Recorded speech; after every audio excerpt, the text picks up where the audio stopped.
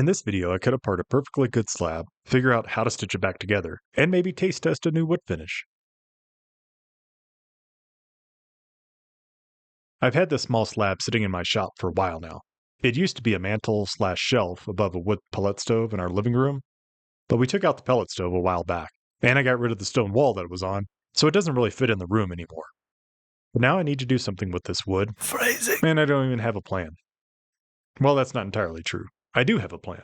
It's just not a good one. Okay, that's not entirely true either. I have great plans. I'm making a coffee table, and the plans I'm using are from Four Eyes Furniture. It's a great channel on YouTube, and Chris Salamone makes great videos and excellent furniture plans. I don't know him personally, but I've been a fan of his channel for a while now, and I really do like the woodworking plans he makes. The plans I'm using are a free set that come with excellent step-by-step videos. There's no affiliation here. I really am just a fan. The problem is, at this point, I don't know exactly what I'm going to do with this slab of wood. My first very unoriginal thought was to do an epoxy pour. But this slab is pretty small, and I quickly realized that it would be more epoxy than wood. I personally don't have a problem with epoxy, but I want to make a coffee table that I can call mostly wood, not plastic. And even though I haven't had much experience with epoxy, you may have noticed that epoxy river tables have been done just a few times before here on YouTube. So I just kept slicing this thing up, hoping something would come to mind.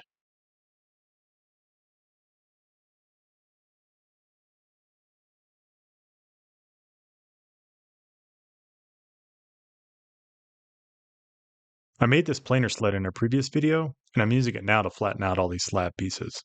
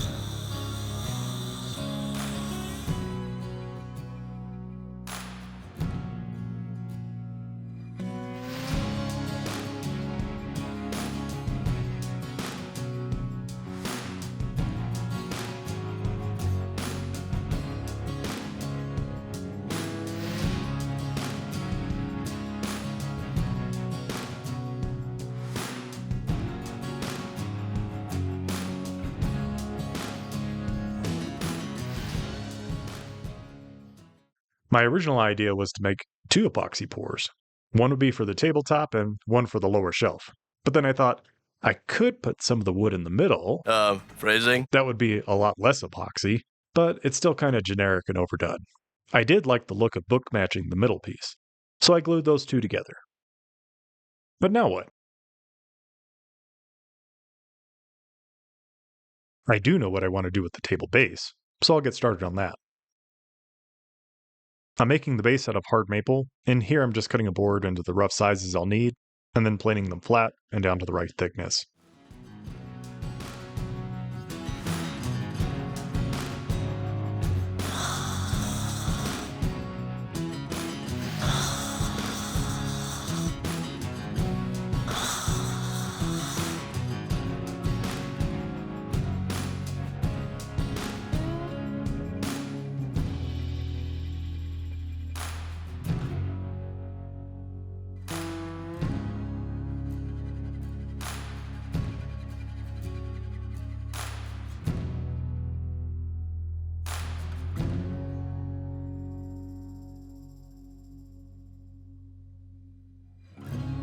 The legs will have a 10-degree splay to them and a taper from top to bottom.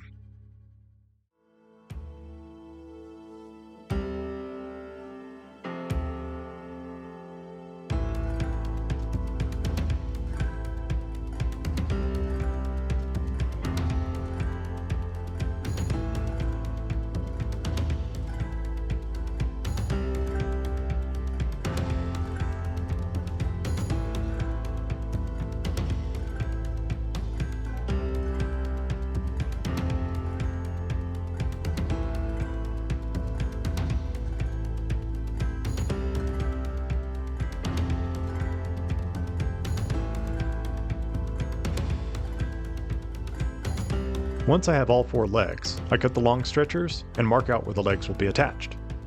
They'll get glued in with the lap joint.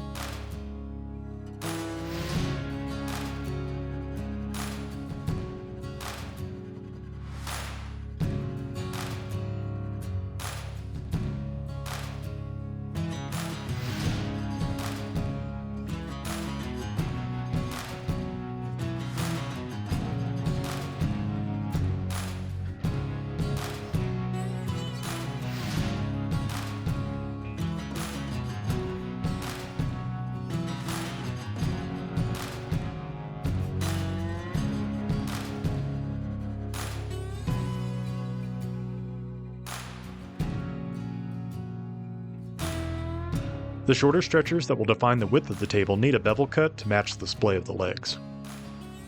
Using this bevel gauge lets me get the exact angle without actually having to measure it.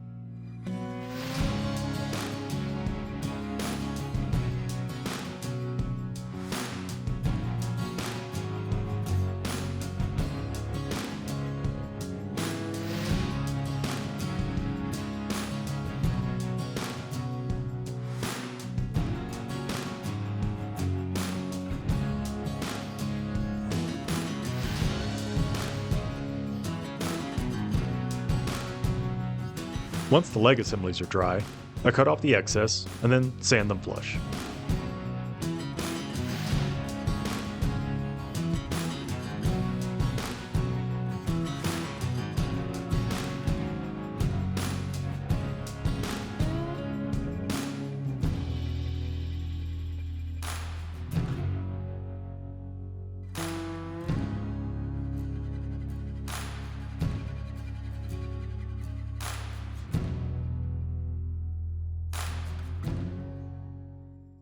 I hold the pieces together with some clamps so I can mark out where I'm going to drill holes. Wait, are we still doing phrasing? For the dowels that will hold most of this table together. And for this, I'm using a 1/4-inch doweling jig I got from Rockler.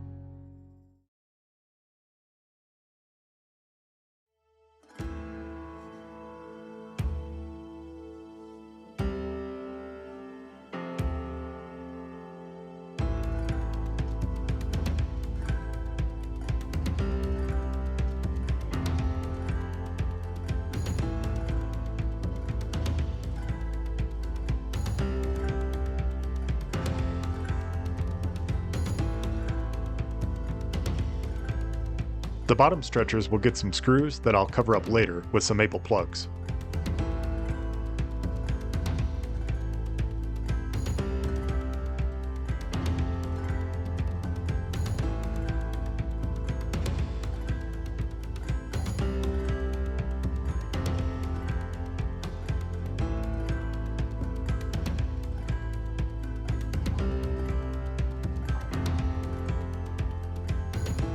I take it apart to sand the inside, then put it back together, with glue this time.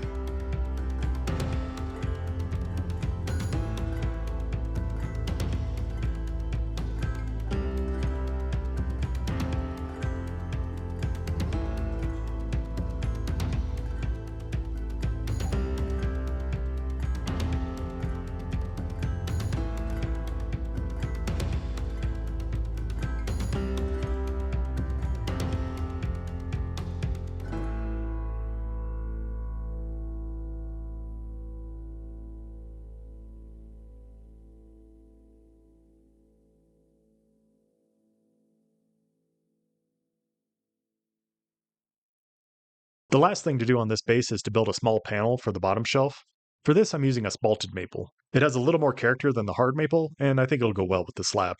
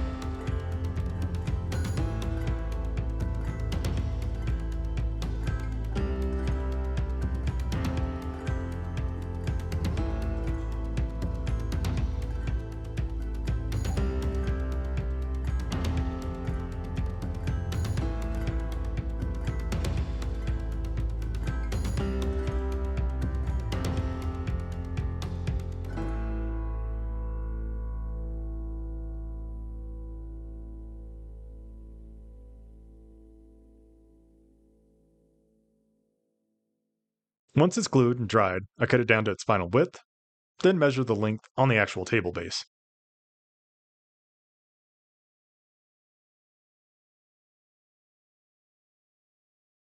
The ends are getting the same angle as the legs, just a nice little detail to add.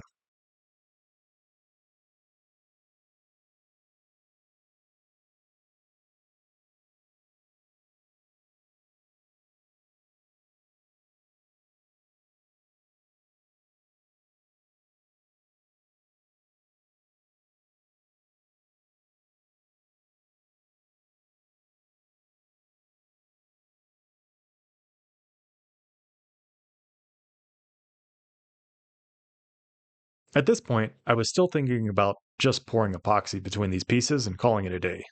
But I wasn't sure, so I asked my wife about it. Have you guys heard the one about the two guys who find a magic lamp and the genie comes out to grant their wishes?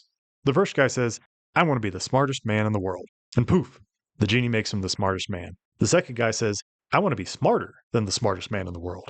So poof, the genie makes him a woman. Well, when I asked my wife about using epoxy, she simply said, "But doesn't everybody do that?" And I thought, what a simple and brilliant question. That was all I needed to realize I was all worried about how it would turn out as an epoxy table, but I was worried because I didn't really want to do just another epoxy table. I should try something different. I've been slowly progressing my skills over the years, and I like to challenge myself to try new techniques. And that's what I'm doing here. Now, this isn't a new technique, it's just new to me. I'll be using a router template to create some bow tie or butterfly inlays. The template and the router bushings, along with an 1/8" router bit, let me cut out the bow ties and the negative space for them in the wood with the same template. I've never used bow ties in a piece before, so I thought, why not try 14 of them at once? Actually, I think doing so many at once is a benefit. I need repetition to get a technique down, and so doing a bunch all at once should help me accomplish that.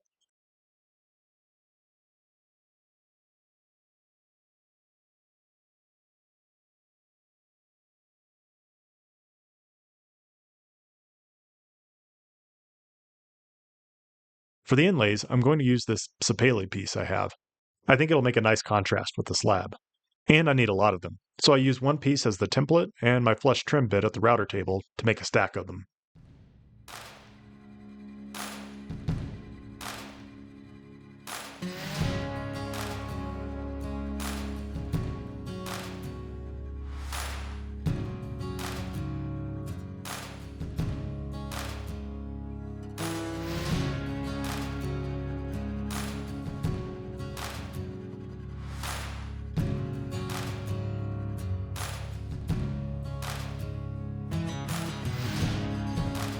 With those ready to go, I start setting up the pieces of the slab.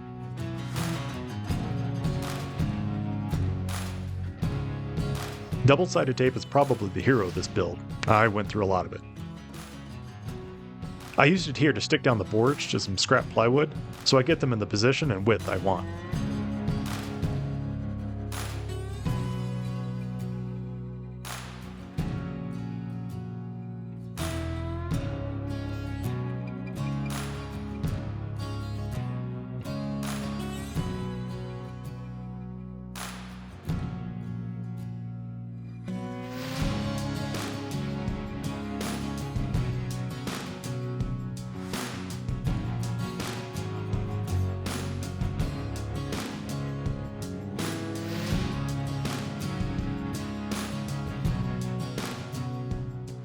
Now the point of no return.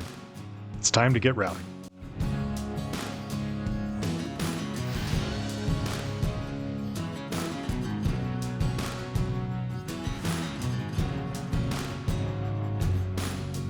A couple of test bits went well, so I laid out the rest of the inlays and got to work.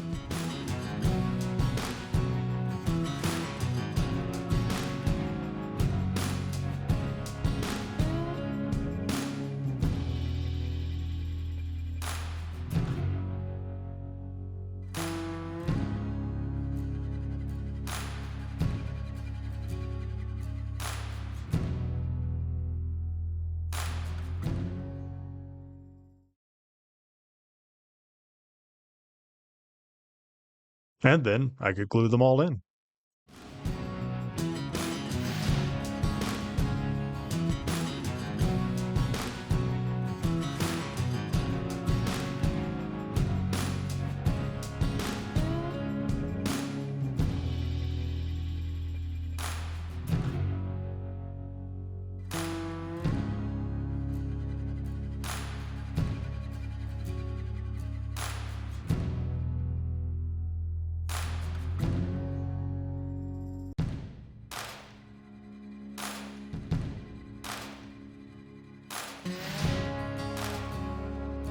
Once one side was dry and set, I could move on to the other side and do it all again.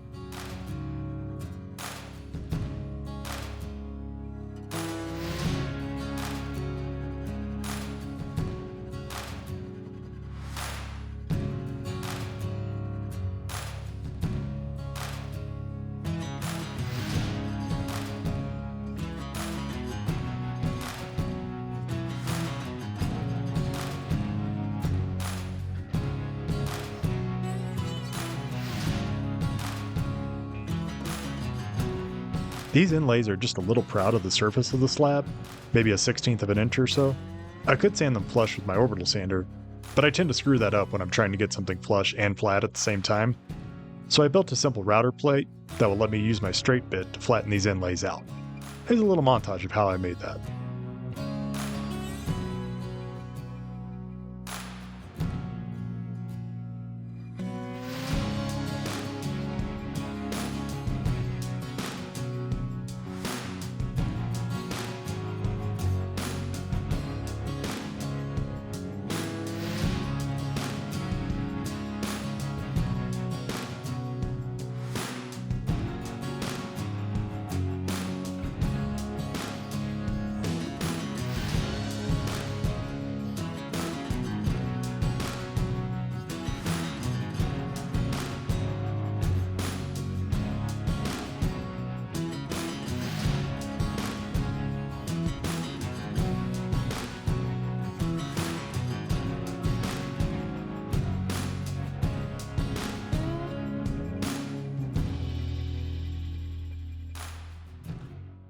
After a little glue cleanup and a lot of sanding in the small cracks and crevices, I used some CA glue to fill in some small holes. Are we not saying phrasing anymore?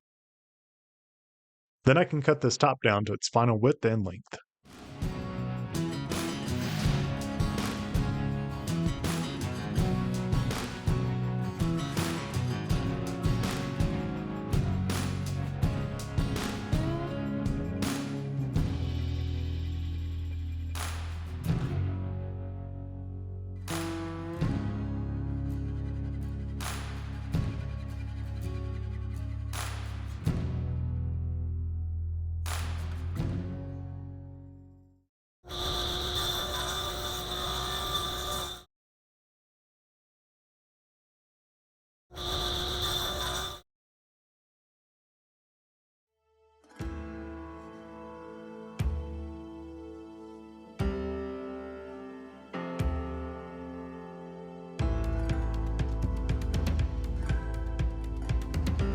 Okay, this table is almost done, but I need to add some hardware to hold the tabletop and shelf on.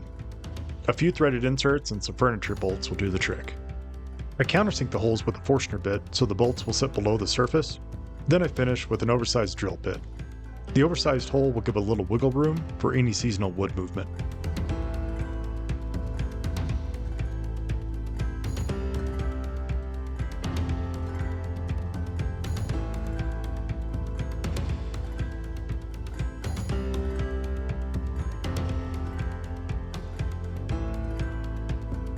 If you've made it this far, consider giving the video a like and subscribing to the channel to see more like it. I also have a Patreon page if you'd like to support the channel there. There's a link in the description. I also have a website with a few things for sale. This table will be one of them.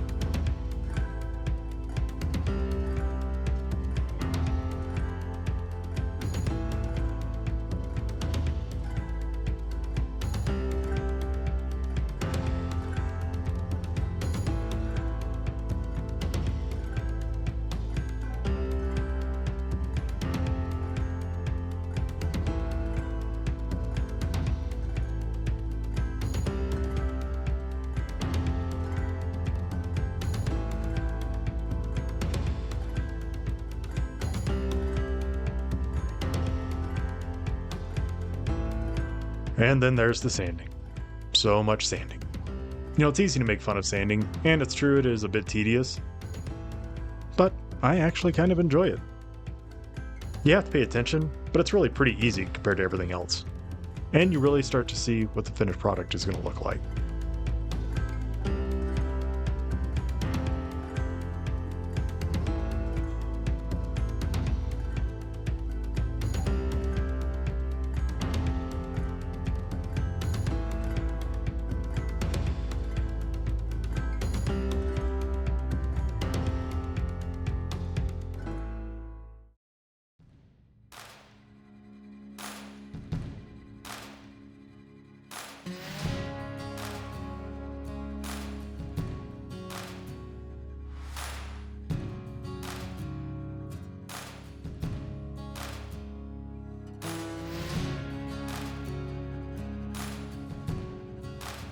Speaking of finish, I'm using this new hard wax oil finish called Sample 73. It's also from Chris Salamone from Four Eyes. I swear there's no affiliation. I just really like his stuff. And this stuff is great because it works like most other hard wax oils. It's a 3-to-1 ratio mix of finish and accelerator. It leaves a nice natural wood feel that still protects. It just wipes on and then wipes off. The real genius is the packaging. These shampoo-like bottles are so much easier to open and measure from than tiny little paint cans that most other finishes come in. It's a simple but brilliant solution.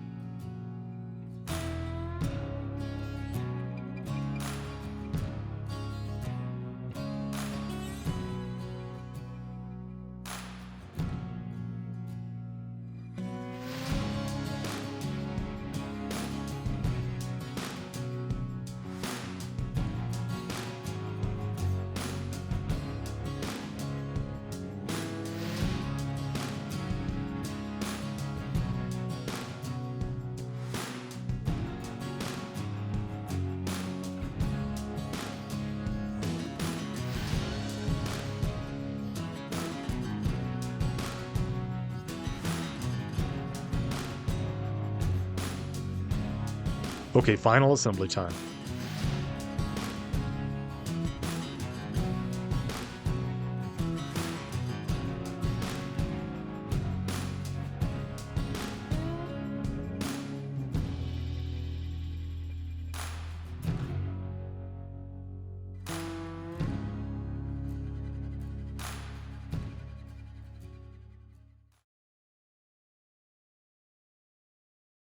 I was a little worried about the strength of the tabletop. It ended up a bit thinner than I had intended. I don't actually recommend using it for workouts, and I'm not inviting over any motivational speakers from down by the river anytime soon, but it turned out to be pretty strong.